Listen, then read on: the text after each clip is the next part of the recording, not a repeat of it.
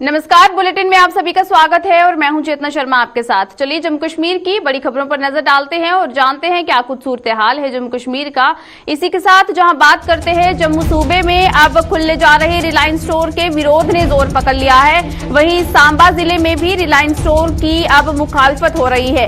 दुकानदारों के समर्थन में कई संगठन जो है वो भी प्रदर्शन कर रहे हैं और रिलायंस स्टोर का हर जिले में कड़ा विरोध किया जा रहा है। जहां पर जम्मू संभाग की बात करते हैं, जहां प्रशासन की तरफ से ये कहा गया है कि रिलायंस स्टोर्स जो है अब यहां पर खोले जाएंगे, जो कि एक तरह से मॉल के रूप में बनाए जाएंगे। इसी बीच आम व्यापारियों की बात करते हैं तो वो अब परेशान हैं। एक तरह से चिंता का विषय यहां पर बन चुका है, क्योंकि किस तरह का इफेक्ट जो है वो इन व्यापारियों पर हो सकता है, जहां पर लोकल बिजनेस जो है एक तरह से ठप होने की जो आशंका है वो जताई जा रही है। क्योंकि रिलायंस स्टोर के खुलने की बात जहां जम्मू सूबे में की गई है, जहां पर 100 के करीब जम्मू सूबे में ये रिलायंस के स्टोर खोले जाएंगे, इस तरह की बात कही गई थी। इसके बाद Jammu chamber of commerce industries की बात करते हैं तो उन्होंने भी इसका कड़ा विरोध किया है और उस दिन के बाद लगातार विरोध प्रदर्शन जो है जम्मू के अलग अलग जिलों में देखने को मिल रहे हैं। इसी बीच सांबा की बात करते हैं तो सांबा में भी आज इसी तरह का प्रदर्शन किया जा रहा है, जहां पर रिलायंस स्टोर खुलने के बाद जो यहाँ पर जो बात कही गई है उसके खिलाफ लोग हैं और अपना गुस्सा जो है एक तरह से जाहिर किया जा रहा है। क्या कुछ सूरत हाल है इस वक्त सांबा में, चलिए जानते हैं। हमारे साथ हमारे संवाददाता ऋषि खजूरिया इस वक्त जुड़ चुके हैं। ऋषि, आपसे जानना चाहेंगे, जिस तरह से रिलायंस स्टोर खुलने की जो बात कही गई है, इससे व्यापारीगण जो है वो बहुत परेशान है और रोष प्रकट करता हुआ भी नजर आ रहा है। इस वक्त सांबा की बात करते हैं तो सांबा में भी इस तरह से प्रदर्शन किया गया है, क्या कुछ कहना है इन व्यापारियों का? देखिए, बिल्कुल आपको बता दें कि जो रिलायंस स्टोर खुलने जा रहे हैं जम्मू कश्मीर में, बताया जा रहा है कि 100 से आसपास ये जो रिलायंस स्टोर खुलने जा रहे हैं, उसी के विरोध में यहां पर आज सांबा लोक मंच ने प्रदर्शन किया है और जम्मू कश्मीर प्रशासन को ये चेताया है कि हम ये स्टोर जो वो नहीं खुलने देंगे, क्योंकि इससे जो व्यापारी तबका है वो काफी ज्यादा परेशान हो चुका है और जो लोकल दुकानदार है, जो लोकल छोटे छोटे बिजनेसमैन है, वो काफी ज्यादा परेशान है कि अगर ये रिलायंस स्टोर खुल जाएंगे तो हमारे कारोबार का क्या होगा। यानी उनका कारोबार कहीं ना कहीं अधर में लटकता हुआ दिखाई दे रहा है। उसी को लेकर तमाम ये जो रिलायंस स्टोर खुलने जा रहे हैं उसी को लेकर यहां पर विरोध प्रदर्शन जो वो लोकमंच के कार्यकर्ताओं द्वारा जताया गया है और प्रशासन को एक मेमोरेंडम भी सौंपा गया है कि ये रिलायंस स्टोर यहां पर नहीं खुलने चाहिए। और कहीं ना कहीं उन्होंने साफ तौर पर कहा कि जिस तरह से अभी तो फिलहाल लालच दिया जाएगा, सस्ती चीजें देकर लोगों को यहां पर गुमराह किया जाएगा, लेकिन 1 साल के बाद यहां पर यही रिलायंस स्टोर वाले लोगों को ठगना शुरू कर देंगे। फिर कहीं ना कहीं लोगों को पता चलेगा कि वाकई में यहां इन स्टोर्स के खुलने का कितना नुकसान अब हो रहा है। तो उसी को लेकर ये तमाम जो चेतावनी है ये प्रशासन को दी गई है कि अगर ये स्टोर खुलेंगे तो यहां प्रदर्शन जो वो आने वाले दिनों में और बड़े स्तर पर होगा। और उसी के साथ जिस तरह से चैंबर ऑफ कॉमर्स ने भी ये बंद की कॉल दी है 22 तारीख को, तो कहीं ना कहीं छोटा जो व्यापारी तबका है वो काफी परेशान हो चुका है। आखिर आगे उनका क्या होगा फ्यूचर, इसको लेकर तो अभी कुछ नहीं कहा जा सकता, लेकिन एक तरफ लॉकडाउन में जितना उनका बिजनेस सफर हुआ, छोटा दुकानदार काफी ज्यादा आगे ही परेशान है और दूसरी तरफ यहाँ पर देखा जाए तो पहले से ही जो लोकल बिजनेस है वो पहले से ही कोविड की वजह से उस पर कितना असर पड़ा है। लेकिन अब यहाँ पर ये भी जानना चाहेंगे, अगर ये रिलायंस के स्टोर्स जम्मू सूबे में खुलते हैं तो क्या कहना है इन व्यापारियों का कि किस तरह का असर जो है इनके काम पर पड़ सकता है, किस तरह से इनके बिजनेस पर जो है असर होगा? देखिए, बिजनेस पर असर जो वो साफ तौर पर कहीं ना कहीं दिखाई देगा, क्योंकि इससे पहले भी उन्होंने कहा कि वॉलमार्ट वगैरह भी खोले गए थे। वॉलमार्ट को लेकर भी लगातार जो लोग हैं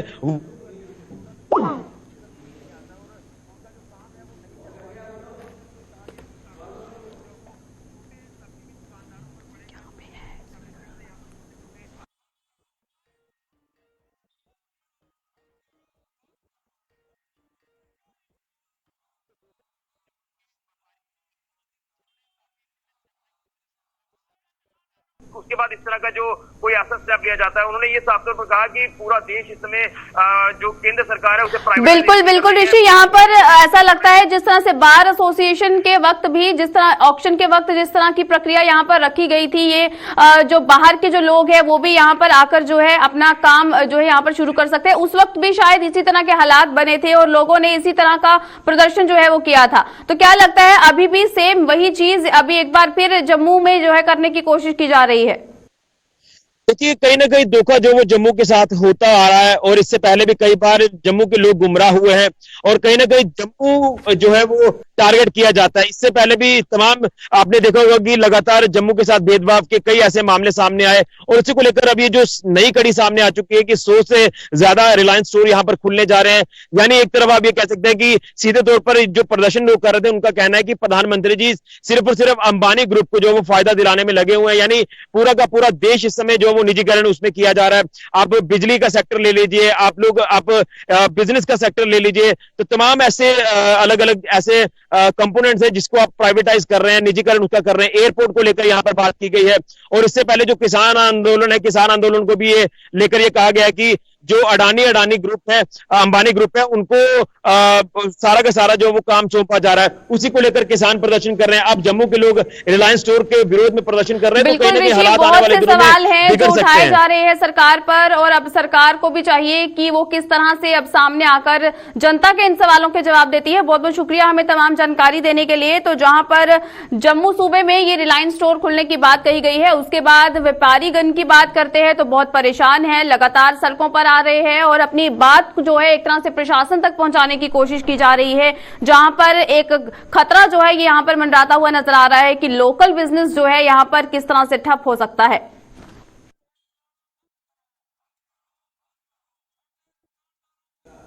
तो चलिए इसी के साथ अब रुक करते हैं अगली खबर की ओर, और जहां बात करते हैं स्कूल और कॉलेजेस को खोलने की, वहीं जम्मू के साथ साथ आज कश्मीर घाटी में भी कॉलेज खुल चुके हैं। वहीं कोविड प्रोटोकॉल का भी सख्ती से पालन करवाया जा रहा है। इसी बीच पहले दिन कॉलेजेस में स्टूडेंट्स की संख्या बहुत कम देखी गई है। जहां पर कोविड की बात करते हैं तो उसके बाद जो है कश्मीर घाटी या फिर जम्मू की अगर बात करते हैं तो स्कूल्स और कॉलेजेस को खोलने की जो अनुमति है वो प्रशासन ने दे दी थी, लेकिन उसके बाद जहां पर बात करें स्कूल खुलने के बाद भी बच्चों का आना जाना जो है वहां पर बहुत ही कम देखा गया। इसी बीच जहां आज कश्मीर संभाग की अगर बात करते हैं वहां पर भी कॉलेजेस जो है आज खोल दिए गए हैं। बच्चों के लिए फिजिकल मोड से जो उनकी कक्षाएं हैं वो एक बार फिर जो है चलाना शुरू कर दी गई है, लेकिन इस बीच बच्चों की संख्या अगर देखी जाए तो बहुत ही कम है, और लोग जो है एक तरह से डर रहे हैं कि किस तरह से बच्चों को जो है उनको कॉलेजेस में भेजा जाए या फिर स्कूल में फिजिकल मोड से भेजा जाए। क्योंकि जहां पर बात करते हैं अगर वैक्सीनेशन की, तो वैक्सीनेशन की प्रक्रिया जो है 18 साल से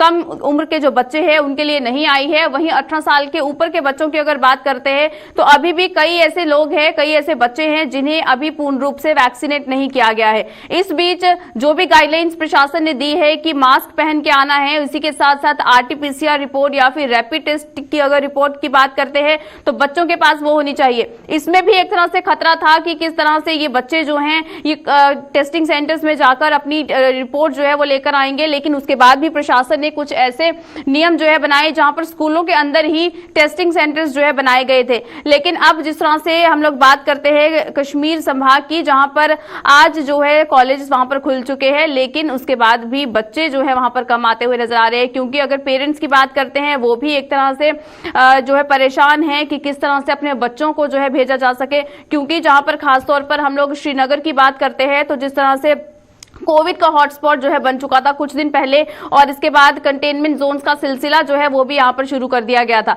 इस बीच बच्चों के लिए इस तरह से फिजिकल मोड से उनकी पढ़ाई को शुरू करवाना, बच्चों को स्कूल या कॉलेज में भेजना, आने वाले समय में जो है इसके परिणाम क्या हो सकते हैं ये देखना होगा। लेकिन प्रशासन अगर इस तरह के कदम उठा रहा है तो यहाँ पर जनता को भी चाहिए कि जनता जो है वो पूर्ण रूप से इन नियमों का पालन करे। जिस भी तरह की गाइडलाइंस बोली गई हैं उन गाइडलाइंस का पूर्ण रूप से पालन करे। क्योंकि जहां पर मास्क पहनने की बात करते हैं तो मास्क पहनना बहुत जरूरी है, सोशल डिस्टेंसिंग का पालन करना बहुत जरूरी है। इस बीच स्कूल या कॉलेज में जाने वाले उन तमाम बच्चों की बात करते हैं तो उनके लिए भी तमाम गाइडलाइंस जो है दी गई हैं, और प्रशासन ने ये भी सख्ती से नियम बनाए हैं। जो भी स्कूल या कॉलेज प्रशासन है उन्हें ये कहा गया है कि जितनी भी कोविड प्रोटोकॉल्स हैं उनका पालन जो है बच्चों से जरूर करवाना चाहिए। अब कश्मीर घाटी की बात करते हैं तो वहां पर क्या कुछ सूरत हाल है, बच्चे किस तरह से स्कूल कॉलेजेस में पहुंच रहे हैं, उस पर बात करते हैं। हमारे साथ हमारे संवाददाता रूप इस वक्त हमारा रुख कर चुके हैं। रूप, आपसे जानना चाहेंगे क्या कुछ सूरत हाल है इस वक्त, क्योंकि जहां पर बच्चों के लिए आज कॉलेजेस जो हैं वो फिजिकल मोड से खोल दिए गए हैं, कितने % बच्चे जो हैं वो आज से आना शुरू कर रहे हैं और माहौल कैसा है?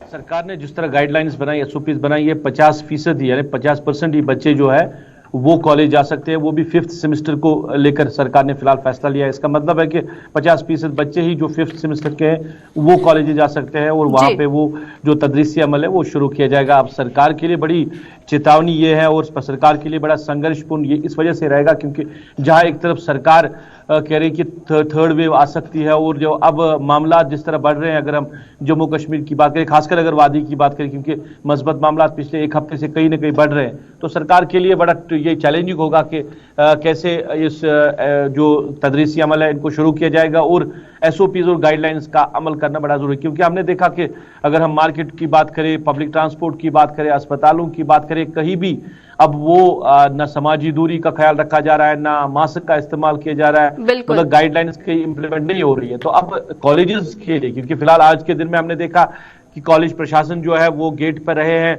और उन्होंने जो ही बच्चा अंदर आया उसकी बाकायदा तौर पर जांच पड़ताल हुई है, क्या उन्होंने वैक्सीन लिया है, और जो जिस बच्चे ने वैक्सीन लिया, जिसने अपना सर्टिफिकेट दिखाया वैक्सीन का, उसको ही अलाउ किया गया कॉलेज में। लेकिन रूफ यहाँ पर ये भी जानना चाहेंगे, जिस तरह से आपने भी कहा कि कोविड के केसेस जो है ये लगातार बढ़ रहे हैं, इस बीच कंटेनमेंट जोन्स की बात करते हैं, वो भी वहां पर जो है अब उसका सिलसिला शुरू हो चुका है। इस बीच क्या ये प्रशासन का सही फैसला है कि फिजिकल मोड से अब बच्चों को कॉलेज या स्कूल जो है भेजा जा सके, जहां पर बच्चे जो है अभी तक पूरी तरह से वैक्सीनेटेड भी नहीं है?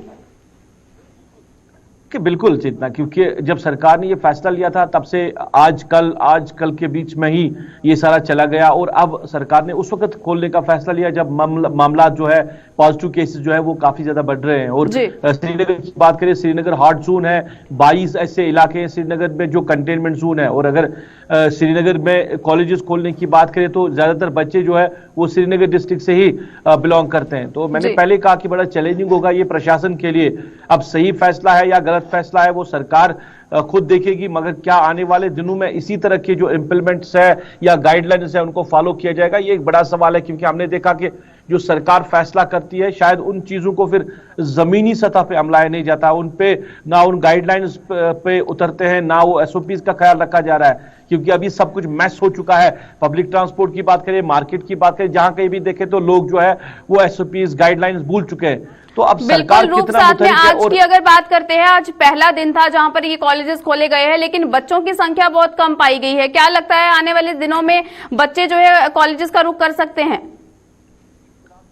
फिलहाल तो नहीं, क्योंकि सरकार ने जो गाइडलाइंस बनाई है उसमें 50% बच्चे ही जो है वो कॉलेज जा सकते हैं और वो भी सेमेस्टर वाइज के हिसाब से जाना दिया जाएगा। मतलब सरकार भी नहीं चाहती है कि कॉलेजेस में ज्यादा भीड़ रहे और सारे स्टूडेंट जो है वो कॉलेज आए। तो फिलहाल ये सिस्टम बनाया गया कि 50% बच्चे और वो भी सेमेस्टर वाइज। और अब आगे किस तरह की सूरत हाल, अगर थर्ड वेव आ सकती है तो फिर तो मुमकिन ही नहीं है, और अगर मामला कम हुए और थर्ड वेव जो है उसको रोक सकते हैं तो फिर तो आने वाले दिनों में सरकार फैसला भी ले सकती है। क्योंकि इम्तिहानात का भी मामला है और कहीं ना कहीं जो स्टेट बोर्ड यहाँ का है, बोर्ड ऑफ एजुकेशन, वो भी कहीं ना कहीं 10वीं और 12वीं जमात के लेकर जो इम्तिहान कहीं ना कहीं फैसला सुना रहा है कि नवंबर के पहले हफ्ते में उनके एग्जाम्स होंगे। अब सरकार के लिए ये भी प्रायोरिटी है क्योंकि एजुकेशन सिस्टम को कैसे चलाना है, मगर बिल्कुल रूप यहाँ पर सरकार को एक बार फिर संज्ञान लेने की जरूरत है कि जिस तरह का फैसला उन्होंने लिया है क्या वो सही है, क्या आने वाले समय में इसके परिणाम सही हो सकते हैं। बहुत बहुत शुक्रिया हमें तमाम जानकारी देने के लिए। तो जहां पर कश्मीर सूबे में माहौल जो है अभी भी कोविड-19 की वजह से बिगड़ा हुआ है, कोविड-19 के केसेस जो है अभी भी बढ़ते हुए नजर आ रहे हैं, लेकिन इस बीच जहां पर यह फैसला प्रशासन ने लिया है इस पर जो है पूर्ण रूप से अभी प्रशासन को एक बार फिर सोचने की जरूरत है, क्योंकि बच्चे जो है वो अभी भी एक तरह से झिझक रहे हैं, कॉलेजेस या स्कूल्स की तरफ रुख नहीं कर रहे हैं, क्योंकि बिना वैक्सीनेशन के सिर्फ आपको कोविड टेस्टिंग की रिपोर्ट के साथ अगर ये बच्चे स्कूल जाते हैं वहां जहां संक्रमण का खतरा जो है बढ़ सकता है। इस बीच आने वाले समय में माहौल जो है और बिगड़ सकता है। यहां पर प्रशासन को एक बार फिर सोचने और समझने की जरूरत है।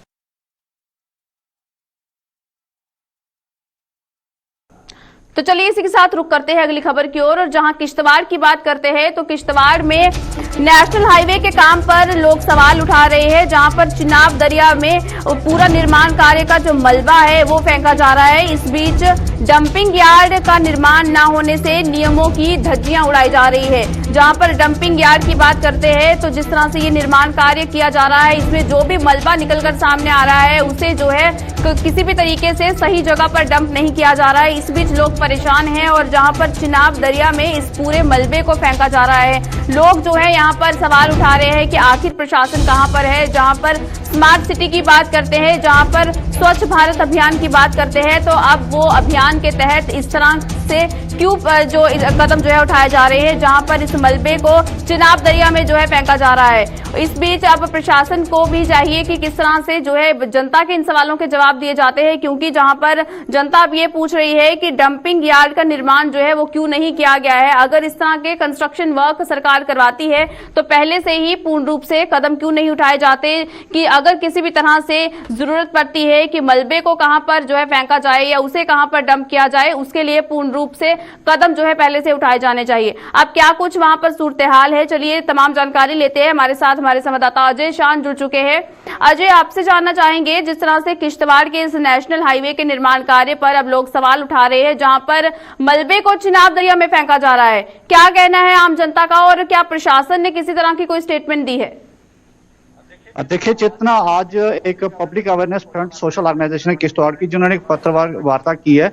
उसमें ये चीज उजागर की गई है कि जोडा किश्तवाड़ जो 4 लेनिंग का काम चल रहा है, वहां पर जो पहाड़ी काट के मलबा निकल रहा है उसको सीधे डंपिंग यार्ड में लेना था, लेकिन उसकी वायलेशन करते हुए चिनाब नदी में फेंका जा रहा है, जिससे यहाँ पर पर्यावरण को खतरा हो गया, चिनाब नदी को खतरा हो गया, जो एक बड़ा रिसोर्स है यहाँ पर जोडा किश्तवाड़ क्षेत्र के।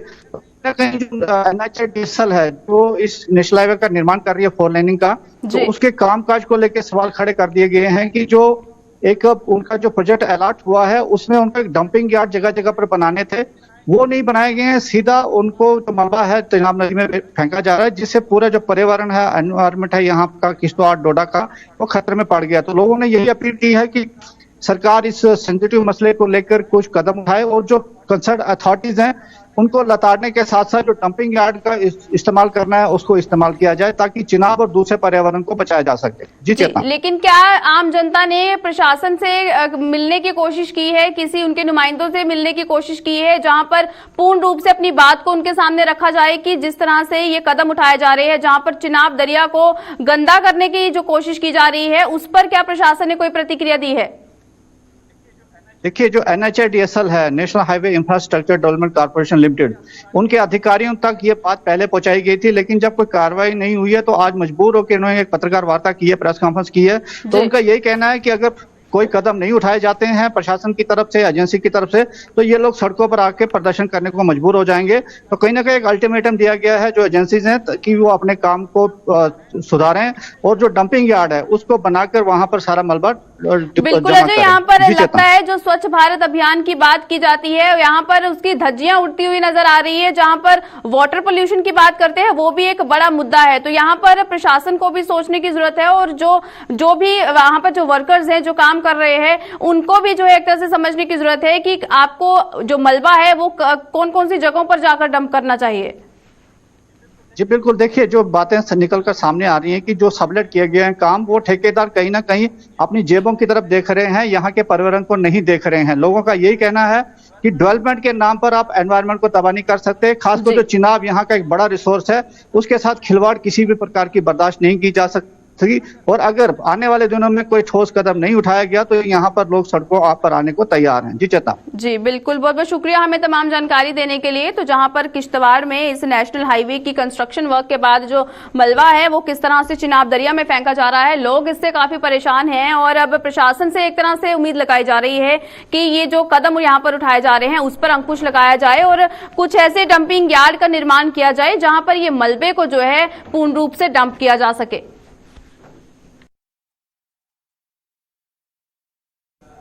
जम्मू कश्मीर प्रशासन ने कुछ शर्तों के साथ 10वीं और 12वीं कक्षाओं को शुरू करने के साथ साथ उच्च शैक्षणिक संस्थानों को खोलने की इजाजत दी है। उसके चलते जम्मू में आज स्कूल और कॉलेज खुल गए हैं। प्रशासन ने 12वीं कक्षा के छात्रों की एक दिन में 50% उपस्थिति दर्ज करने के निर्देश दिए हैं। शैक्षणिक संस्थानों ने सरकार के इस फैसले का जहां स्वागत किया है, वहीं इन संस्थानों के प्रबंधकों ने सरकार की शर्तों पर सवाल भी उठाए हैं। उधर स्कूल खुलने से छात्रों में भारी उत्साह नजर आ रहा है। उनके मुताबिक ऑनलाइन क्लास में उन्हें पढ़ाई करने में कई तरह की परेशानियों का सामना करना पड़ता था, लेकिन अब उनकी तमाम परेशानियों का समाधान हो जाएगा।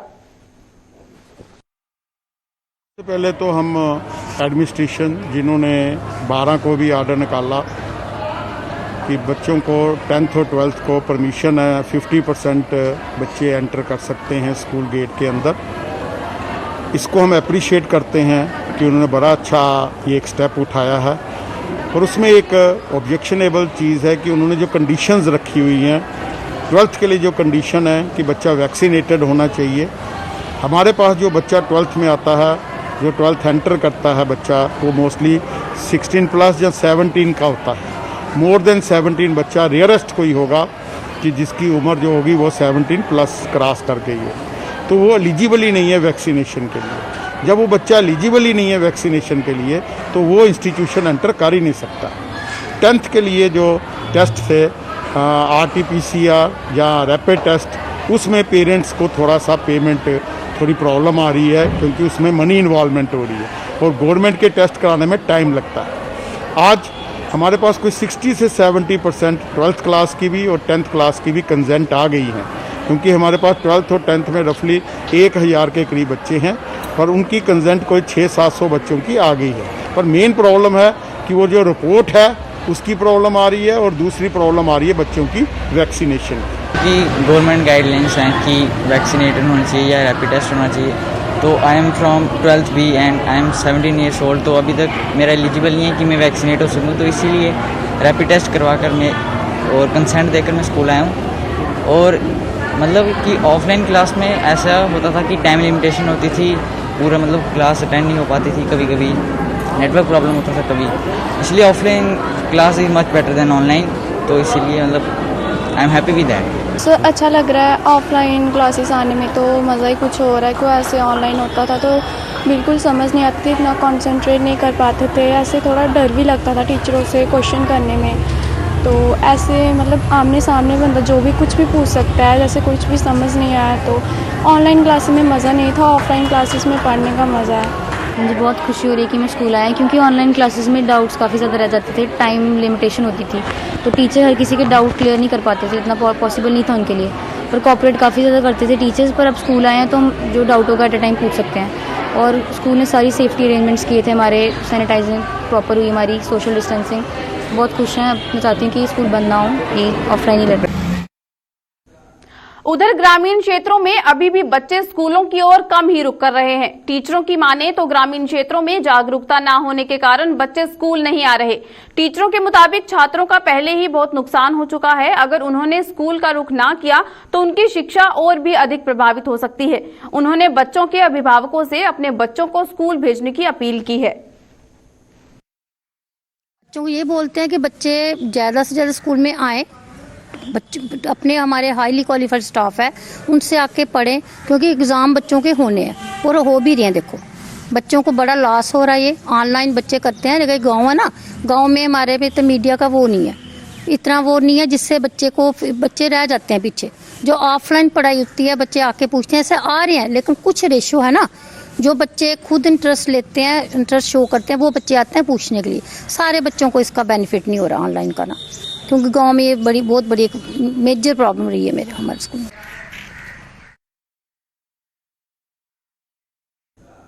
प्रधानमंत्री नरेंद्र मोदी के जन्मदिवस पर जम्मू में आयोजित फोटो प्रदर्शनी आज संपन्न हुई। समापन समारोह में भाजपा के प्रदेश अध्यक्ष रविंद्र रैना और उपाध्यक्ष श्यामलाल चौधरी मुख्य रूप से मौजूद थे। इस अवसर पर अपने संबोधन में प्रदेश अध्यक्ष रविंद्र रैना ने प्रधानमंत्री नरेंद्र मोदी की उपलब्धियां गिनाते हुए कहा कि उन्होंने बतौर प्रधानमंत्री देश के विकास के साथ साथ समाज के हर व्यक्ति के उत्थान के लिए काम किया है।